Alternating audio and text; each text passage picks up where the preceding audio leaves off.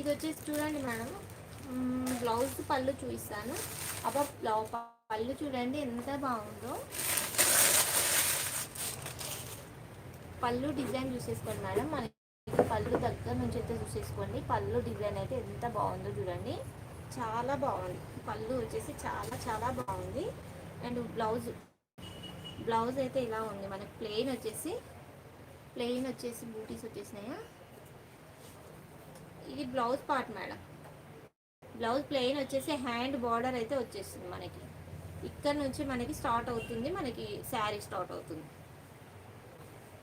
Plain వచ్చేసి hand border అయితే వచ్చేసింది.